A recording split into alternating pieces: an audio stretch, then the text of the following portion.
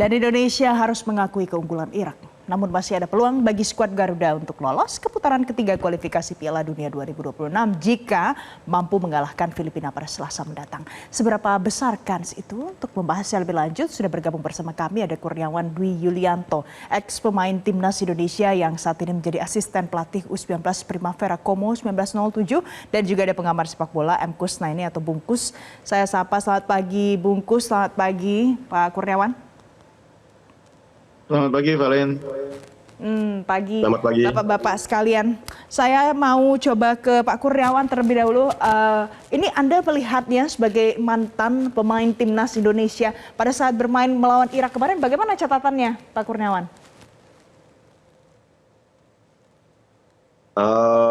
Di babak pertama memang kita kontrol pertandingan ya. Ada beberapa peluang yang sayangnya tidak menjadi gol. Dan di babak kedua saya melihat Irak lebih agresif dan boleh jujur kalau Irak sebenarnya bermain sangat efektif sekali ya. Mereka tahu dengan kondisi udara yang panas mereka coba untuk menurunkan tempo dan sebenarnya kalau menurut saya pribadi ada yang hilang di permainan Indonesia yaitu agresivitas. Mungkin karena faktor cuaca juga. Banyaknya pemain kita yang bermain di Eropa tentunya ini mempengaruhi kondisi fisik mereka dan berharap di pertandingan lawan Filipina nanti mereka kembali ke top perform mereka, bermain secara agresif, kemudian efektif dan banyak menghasilkan gol sehingga bisa memenangkan pertandingan nanti. Oke. Itu kalau penilaian dari Pak Kurniawan. Kalau menurut Bungkus, ini kalau di babak pertama awal-awal ya kita lihat Indonesia mendominasi. Kalau menurut Anda faktornya mengapa kemudian menjadi loss begitu, menjadi kalah? Apa karena kurang kalkulasi atau bagaimana? Iya, memang stamina pemain sebagian terlihat menurun di babak kedua yang membuat cara mainnya agak berbeda. Jadi kemampuan mereka untuk melakukan pressing itu berkurang. Bahkan sebaliknya Irak dengan sejumlah strategi pergantian pemain balik menekan kita dengan pressing ketat. Nah kita ini kadang-kadang kalau di pressing itu memang kadang-kadang suka membuat kesalahan sendiri. Makanya kemarin gol-gol yang terjadi itu kan sebagian besar, bahkan dua-duanya ya kalau menurut saya, itu akibat kesalahan kita sendiri. Ini saya pikir situasi yang memang sering terjadi di timnas kita. Pemain kita sering tidak tenang ketika menghadapi pressing lawan dan kemudian membuat kesalahan dan itu dimanfaatkan oleh lawan. Oke, jadi salah satu penyebabnya kalau menurut Bungkus adalah pemain Indonesia seringkali dilihat tidak tenang. Kalau menurut Pak Kurniawan bagaimana tingkat ketenangan pada saat bermain ini? Ya kembali lagi ya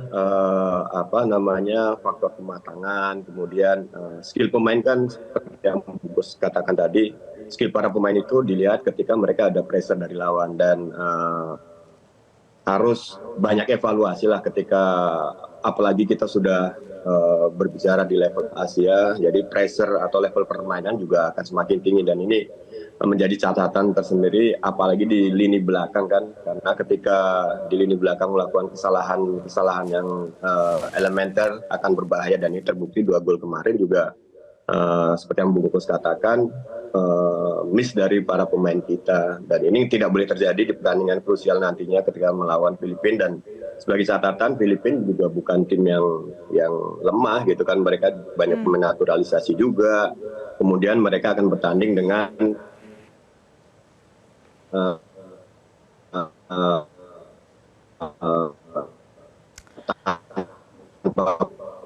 beban ketika mereka tidak untuk ke berikutnya.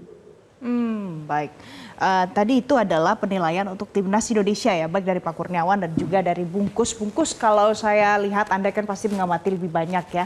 Ini kalau pemain Timnas Irak kemarin itu bagaimana penilaiannya? Apakah mereka punya keunggulan tertentu pada saat bermain kemarin? Iya, mereka ini kan tim yang relatif sudah cukup lama dibentuk ya, materi pemain juga sebagai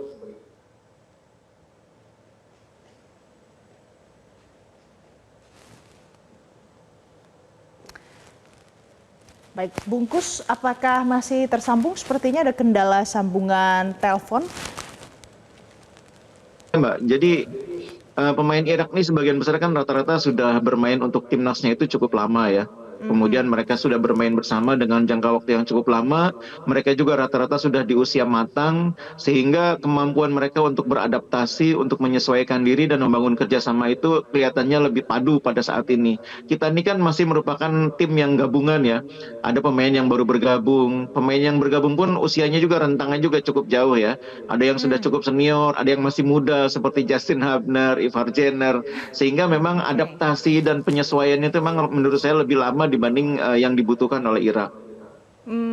Baik, jadi perlu adaptasi yang mungkin waktunya lebih lama begitu ya. Kalau menurut Pak Kurniawan bagaimana? Apakah ada keunggulan Irak? Karena kemarin kita lihat ya pada saat mengambil kesempatan dari kesalahan yang sempat dilakukan oleh kiper Hernando Ari, itu Jassim benar-benar membuat penonton jadi gregetan gitu. Ya, kalau melihat kualitas individu dari pemain Irak, mereka punya keunggulan ya. Di samping itu, dari pemahaman taktikal para pemain Irak ini terlihat jelas mereka terbiasa atau berkompetisi di level yang memang punya pressure yang tinggi gitu kan. Ketika para pemain bermain di level tinggi, tentunya akan berpengaruh ketika mereka bermain di tim nasional, walaupun misalnya tidak perlu waktu lama karena sudah terbiasa dengan pressure atau kompetisi di level yang tinggi. Dan mereka sangat efektif sekali ketika mereka menyadari dengan kondisi udara yang panas, mereka coba untuk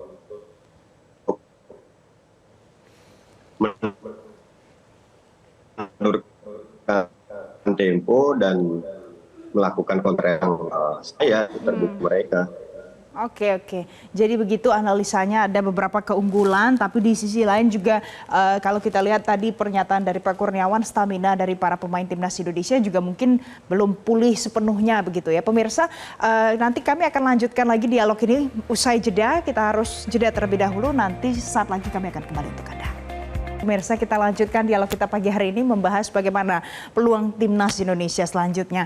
Masih bersama ex pemain timnas Indonesia, ada Kurniawan Dwi Yulianto dan juga ada pengamat sepak bola, ada Bungkus. Saya mau ke Pak Kurniawan lagi terlebih dahulu. Pak Kurniawan, kalau Anda lihat bagaimana penilaian Anda peluang untuk lolos ke putaran ketiga kualifikasi Piala Dunia 2026 untuk Indonesia?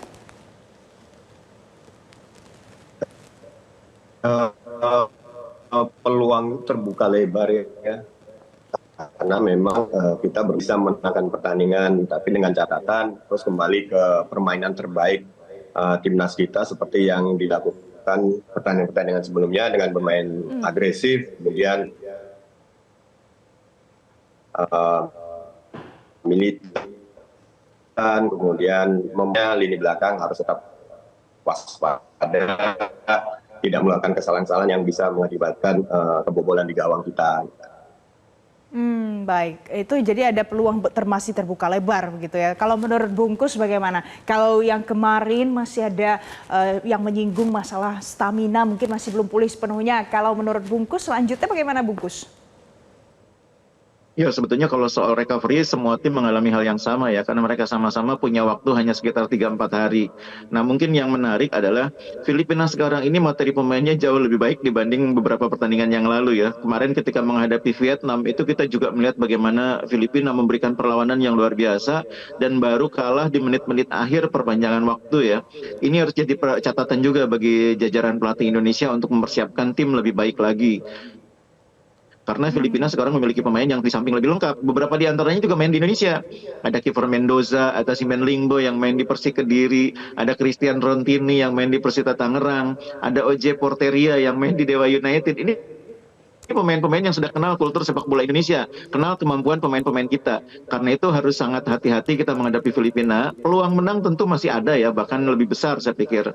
Cuma memang ketika melihat Filipina memberikan perlawanan yang luar biasa pada Vietnam kemarin, ini harus menjadi catatan bagi pelatih kita untuk hati-hati juga mencoba untuk menyiapkan tim untuk menghadapi Filipina. Benar kata Kurniawan tadi, kita harus main lebih agresif. Kita main di kandang sendiri, harus main lebih agresif, harus main lebih ngotot, dan paling penting adalah kita tidak banyak lagi membuat kesalahan yang kemudian dimanfaatkan oleh lawan. Itu yang paling penting. Jangan bikin kesalahan-kesalahan yang menguntungkan lawan. Dan pada saat bersamaan kita harus lebih klinis, lebih mematikan pada saat punya peluang. Lawan Irak kemarin kita punya 3 peluang yang sebetulnya berpeluang jadi gol, tapi tidak menjadi gol satupun di antaranya. Gitu ya. Jadi ada beberapa peluang tapi ternyata tidak lahir gol dari beberapa peluang tersebut. Tapi nanti pasti akan ada Calvin Verdong dan juga Jai Itzaz. Ini kan sudah dikonfirmasi. Kalau menurut Pak Kurniawan dengan tambahan dua yang akan bermain nanti melawan Filipina ini bagaimana hitung-hitungannya? Ya semoga menambah kekuatan kita ya. Tapi yang paling penting jangan lupa bahwa ini adalah permainan kolektif gitu kan. Jangan juga memaksakan yang akhirnya merusak tim gitu kan. Tapi saya percaya dan yakin sekali dengan coaching staff yang ada bahwa mereka sudah memahami kebutuhan tim. Jadi pemain yang dipasang tentunya sesuai dengan kebutuhan tim, dan saya berharap timnas Indonesia benar-benar bermain secara agresif, tidak memberikan kesempatan para pemain Filipina untuk menguasai banyak bola sehingga mereka terus-menerus under pressure dari kita. Tinggal kita memanfaatkan serangan-serangan untuk menjadi gol, dan tentunya dengan kekuatan yang ada